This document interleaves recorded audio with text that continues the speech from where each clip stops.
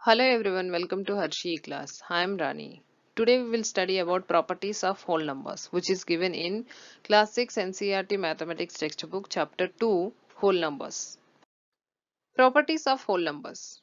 A property is any characteristics that applies to a given set. Then what are the uses of these properties? Properties help us to understand the numbers better, and also they make calculations under certain operations very simple. The basic operations which we use in mathematics are addition, subtraction, multiplication and division. The properties of whole numbers are closure property, commutative property, associative property and distributive property. In that, first property is closure property. Closure property says that when we add or multiply any two whole numbers, the end result should be a whole number. Closure property on addition for whole numbers. Here, when two whole numbers are added, we always get the sum as a whole number. For example, 7 plus 8 is equals to 15. 7 and 8 both are whole numbers. The sum of 7 and 8 is also a whole number, that is 15. 5 plus 5 is equals to 10. Here 5 and 10 both are whole numbers. It proves that whole numbers are closed under addition. Then when two whole numbers are multiplied, the product, we always get the product as a whole number. Examples, 9 multiplied by 5. 9 and 5 both are whole numbers and the product of 9 and 5, that is 45, is also a whole number. 4 multiplied by 6 is equals to 24. Here the numbers which we are multiplying and the product of the numbers both are whole numbers. It proves that whole numbers are closed under multiplication. Whole numbers are closed under addition and also under multiplication. Then what about subtraction and division? The whole numbers are not closed under subtraction, because when we subtract any two whole numbers, always we are not going to get a whole number as the difference. Few examples are 6 minus 2 is equals to 4. 6, 2 and 4 all are whole numbers. But in this example, 7 minus 8 is equals to minus 1, which is not a whole number.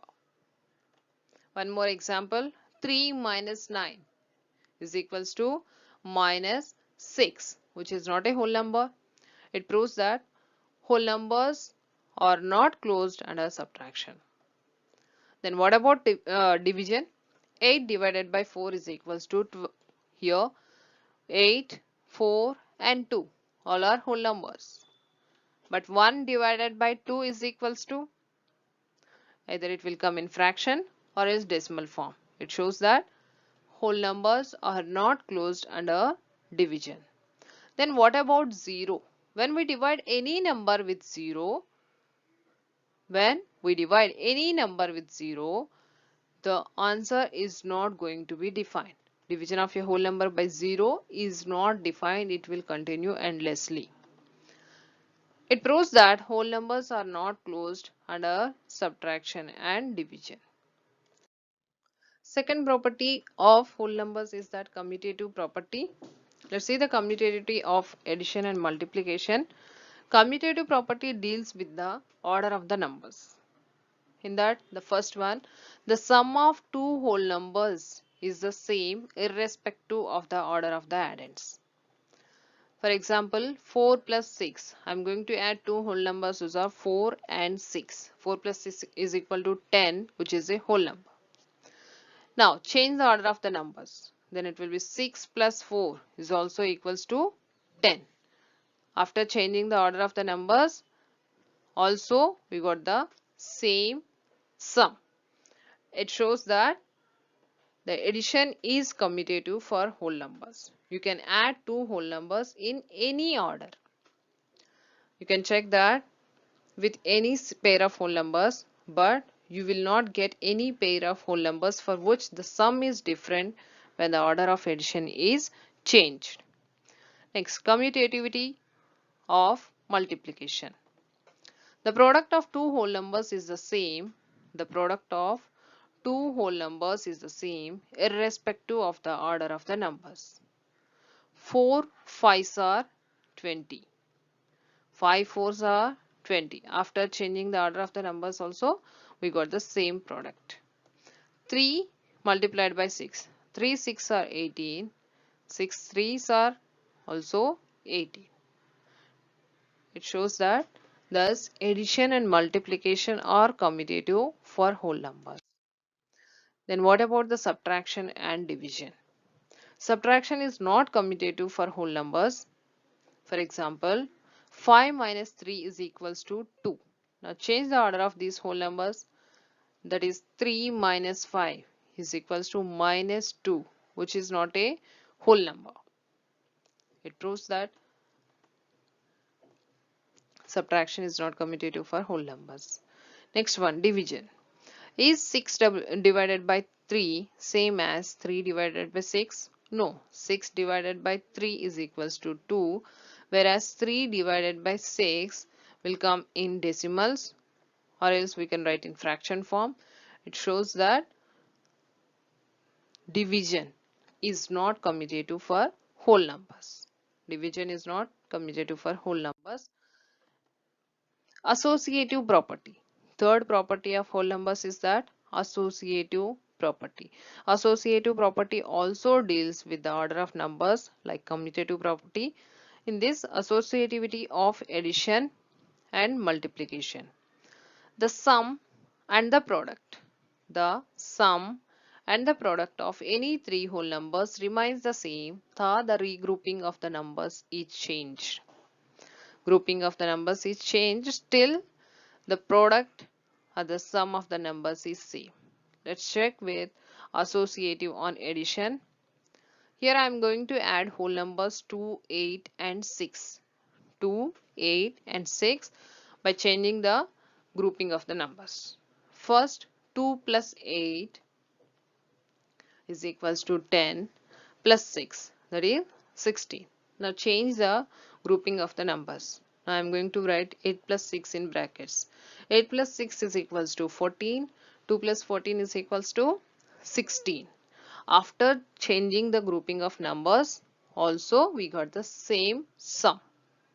It shows that whole numbers are associative on addition. Next, multiplication. 5 6 are 30. 30 multiplied by 2 is equals to 60. Now grouping of the numbers is changed. 6 multiplied by 2 is written in the brackets. Always we solve the operations which are given in the brackets first, then only we will solve the operations which are given outside the bracket. So 5 12s are 60. It proves that whole numbers are associative on multiplication. Whole numbers are associative on addition and multiplication. Then what about subtraction and division? 16, 4 and 2. Now I am going to subtract these three whole numbers by changing the grouping of the numbers. First, 16 minus 4 is equals to 12 minus 2 is equals to 10. Now 16 minus 4 minus 2 is equals to 2. Then that is equals to 14. So in the first grouping I got 10 as the difference, whereas after changing the grouping of the numbers I got 14 as the difference. Both the answers are different. They are whole numbers, but the answers are different. So whole numbers are not associative on subtraction. 28 divided by 14 is equals to 2. Divided by 2 is equals to 1. Now change the grouping of the numbers. 14 divided by 2 is equals to 7. 28 divided by 7 is equals to 4. Again we got different answers in division. So whole numbers are not associative on division.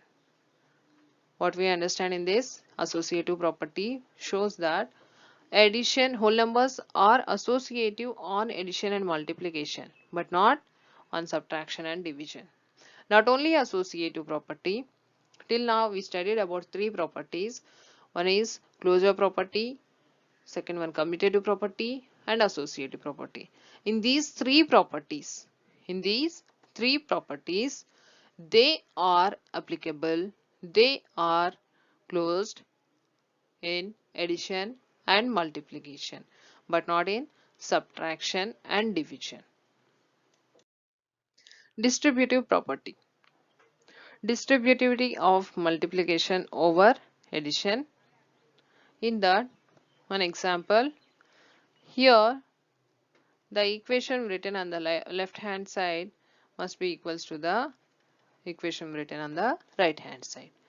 6 into 5 plus 3, which is given in bracket. I am going to write this addition 5 plus 3 in separate brackets now.